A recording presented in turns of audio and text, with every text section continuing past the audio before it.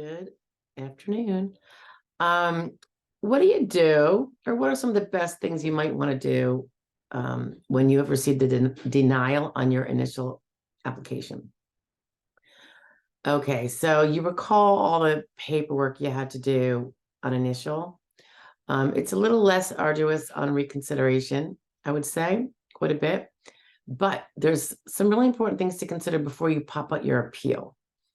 And if you're wondering whether you should appeal or not, I'm going to link, look at it in the end. I'm going to link, it's a playlist of the actual denials on initial and the verbiage that the SSA provides, like saying why they denied. And a lot of them are not valid reasons to not appeal. So I wanted to go through those, and there's maybe 4 or 5 of them, but you can look at them and it'll explain why I wouldn't let that generally be a basis to not appeal. There are some instances when you wouldn't want to appeal. Maybe you realized you were mistaken. Maybe you have been back to work for 7, 8 months, and there's some obvious ones, but by and large, that's not what's happening. So I would take a look at those. But again, but also before you file the appeal, which again, I always think you should hire a professional, but if you're going to do it pro se and you've been doing that, you got denied and you still want to do it yourself, I would consider not filing the appeal the moment you have the opportunity because you just got the mail. Remember, you were just denied. So what you've been doing hasn't been cutting mustard, right? You have 60 days to appeal. If I wouldn't wait till the 60th day though. And yes, I know about the 5-day blah, blah, blah mail extension. But if you're going to live by those little extensions, you're going to end up dropping the ball. So I would just pretend they don't exist and say a week before your 60 days, make sure you're getting your appeal out. That's as a general rule of thumb. But what are you going to do with the other, 7 weeks? Maybe by the time you get the appeal, you only have like 6 weeks before that, time when you should be getting your appeal in. You can use those because if you are filing your appeal and when they ask you about new treatment and all this stuff, and you were to say, oh, I haven't seen anyone since, because you don't go that much, that's going to be a big, I'm going to guess you're going to get denied on recon. You have 6 weeks to make new appointments. Go through a body chart and figure out what all body parts aren't feeling so great, aren't like when you were 20, even if they're not the ones that took you out of your job, but they're limited and they're not as good as they were 20. And start getting specialist appointments for those. Get referrals, get those appointments lined up. And you can include those doctors' names, addresses, and phones on the pages where they ask for doctors or clinics, even with a future date. All right, even if you haven't seen them yet, because by the time this gets moved from where you file your recon to push it up to the state agency who's going to do the medical workup, you may have already had that appointment, or if they know it's coming, they might hold off to get that record. If you're scheduling updated diagnostics, if you have physical problems that would warrant, particularly orthopedic, maybe neurologic, warrant MRIs or CAT scans, and you haven't had one in over a year, I'd be scheduling those and getting those in the game, even if they haven't taken place yet and won't take place for a number of weeks. There's a lot you can do in those 6 weeks leading up to reconsideration. And I think you should take advantage of it. I would say I would do the same thing if I'm leading up to an ALJ hearing, because that's your last really effective bite at the apple for gathering evidence. So you're going to want to do that. And while you're at it, know that when you appeal for ALJ, you're going to be a little bit more. You always want to make sure that all the evidence is getting in and don't rely on the OHO office to always get everything. First of all, they're not going to know what you don't tell them about.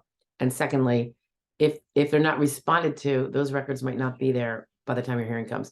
And it's your claim, so it's your ultimate responsibility to get those in, okay? Be very proactive in your case. But going back to the reconsideration and leading up to the appeal, planning, getting those things scheduled now, really thinking about your appeal answers. It's going to ask you if anything's changed in terms of your activities. If you are just as robust as you were before, and that was considered not disabled, despite the fact that you thought you were disabled enough to apply, that might not be such a great response. If it's the truth, it's the truth. But you might want to think long and hard and make sure that is. I mean, if you have pain symptoms and this chronic pain, as time goes on, are you less and less active because that pain sets in faster and harder than it used to? These things tend to be degenerative and they tend to worsen, and we tend to age. And all those things would contribute to slowing down the activity. 6 months from now, it might be different from today. They also ask about new conditions. So that would really be like new impairments, I think. Think about that too. Is there anything? Look at your medical records. Don't be blind to what's in your medical records. Are there diagnoses that came up since you applied that weren't there when you applied? Look at your application information you provided. Did you list all of those things that you can see in your medical records as being diagnoses, or did you just pick the big bad ones that are on the top of your brain? All things to think about. And use those 6 weeks to do it. Don't ever blow your appeal deadline. But don't also rush it so that you're just throwing in another repeat initial. You're going to get the same result, right? Use the time wisely.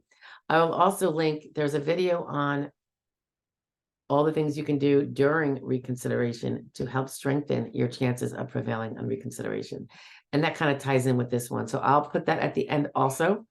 So we're going to have the reasons for denial that are not good reasons not to appeal for reconsideration. That's a playlist because there's like 4 or 5 of those reasons, and each one is in its own video. So if you go back and you look at your denial letter and you see what reason they gave you, you can look for the video. If you see a reason that is not one of those videos and you want me to explain it, shoot me an email. I could do that. I did the majors, the ones we see over and over again, but that doesn't mean that's, all inclusive. So I'll be happy to take a look at a different one. Yeah, so I'll link that, and I'll link the other video about the great benefits that can be had with reconsideration, that if you do it right, you can avoid having to go further in your case and you can prevail. You can prevent having to file for an ALJ hearing and having to go through the hearing and having to go through the potential year wait to get the hearing or longer. So, time is part of your life. And if you can speed this up by just being a little bit more proactive on your case, there's a lot that can be done. And that's, of course, with a representative, or certainly without a representative. If you're with a representative and one who actually does hands-on work on your case instead of just filing it, they're going to be giving you this kind of advice too. Okay. Alrighty. I'll talk to you later, guys. Hope you're having a great week. Bye-bye now.